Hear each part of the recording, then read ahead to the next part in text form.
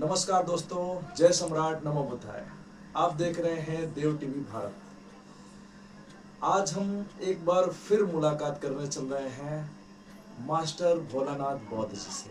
आज हम उनके घर पे आए हुए हैं और एक ऐसी जानकारी जो शायद किसी को पता हो, बहुत ही कम लोग को पता होगा। पता तो है बहुत लोगों को, लेकिन बहुत ही कम लोगों को पता है। जैसे आप सबको पता है, दिवाली का त्यौहार एकदम नज़दीक आ गया है।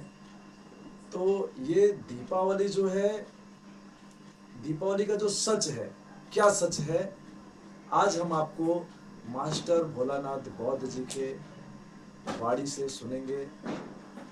क्या सच है और क्या गलत है। जय सम्राट नमो बुद्धाय। नमो बुद्धाय, जय सम्राट, जय भीम। अब दीपदानोत्सव की बात चल रही है जी। क्योंकि चैत मास में राम आए थे लंका से जी रावण को मारकर। जी और दीपावली जो लोग कहते हैं, दीपावली जो मनाया जा रहा है, जी कार्तिक पूर्णिमा को मनाया जा रहा है, यह टैली नहीं खाता है। जी और दीपावली नहीं कहा जाता, दीप दानोत्सव। दीप का दान यानी प्रकाश, ज्ञान जिसको बोलते हैं। जी तो यह त्योहार बौद्ध से मेल खाता है और कुछ लोग कहते हैं बौद्धों का त्योहार है। और यह त्योहार कब से मनाया जाता है मैं बताता हूँ कि एक ही इंसान इस भारत में ठहरे कि एक ही तिथि को जन्म हुआ और एक ही तिथि को पर निर्माण को हुआ, एक ही तिथि को उनको ज्ञान प्राप्त हुआ। क्या बात है। और कार्तिक पूर्णिमा को उनका जन्म हुआ लुम्बिनी वन में, और कार्तिक पूर्णिमा के दिन उनको ज्ञान प्राप्त हुआ और कार्तिक पूर्णिमा के दिन उनका परिनिर्वाण हुआ। तो जब उन्होंने ज्ञान प्राप्त किया जी तो वहां से वो चले, अपने मार्ग को बताते, अपने ज्ञान को देते, बांटते। काशी में भी आए जी जहाँ पर 5 भिक्षुक साथ में गए थे और उन 5 को संदेश दिए। इसके बाद जब कपिलवस्तु जाने की तैयारी हुई और संदेश भेज दिए, राजा शुद्धोधन को पता चला कि राजकुमार सिद्धार्थ ज्ञान प्राप्त करके बुद्ध बन के कपिलवस्तु आ रहे हैं। जी तो लोग इतना खुशी ठहरे, इतना खुशी के मारे झूम उठे और जगह जगह दीपमालाएं, दीपक जलाने की सब तैयारी हो गई पूरी। बराबर। और जब ये पहुंचते हैं, लोग खुशियों से इनका स्वागत करते हैं। कुछ लोग, उनकी माताएं आरती उतारती है। जी तो जो दीप जलाया गया, तब से ये दिवाली, तब से दीप दानोत्सव का त्योहार मनाया जाता है। बराबर। और यह जो त्योहार उसी समय से चला आ रहा है, ईसा पूर्व से।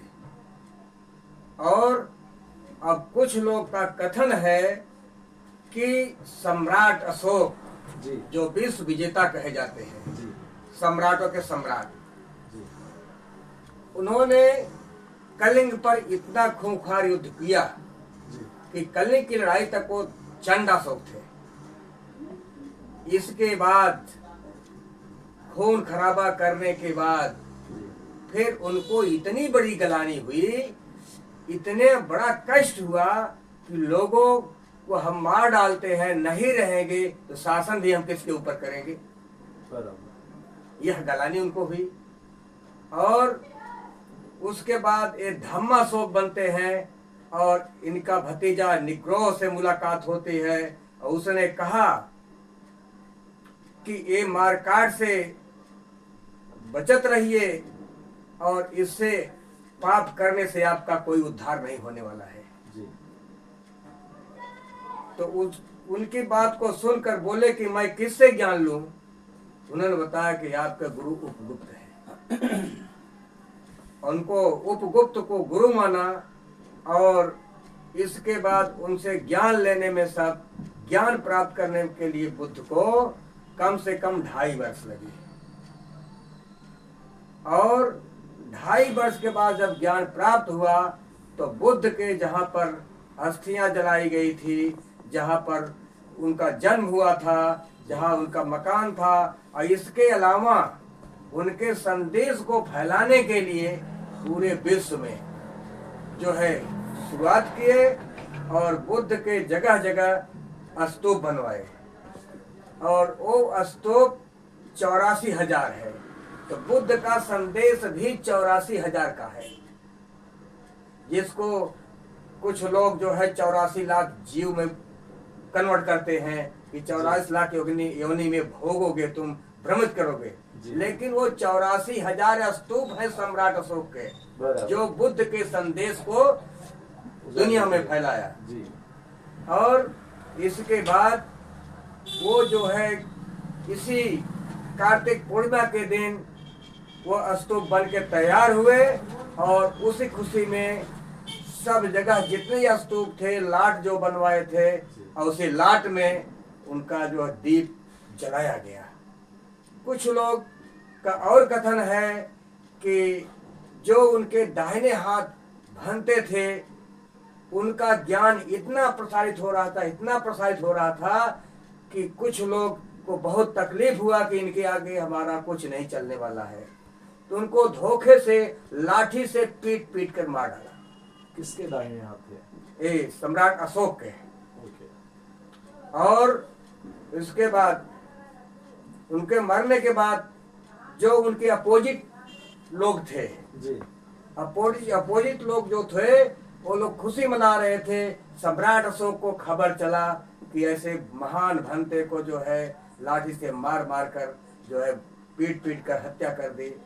तो उन्होंने उसको खुशी में कन्वर्ट करने के लिए 84,000 स्तूप और लाट के नीचे दिया जलाया गया और खुशियां मनाई गई। यह दीप दानव तब से मनाया जाता है क्योंकि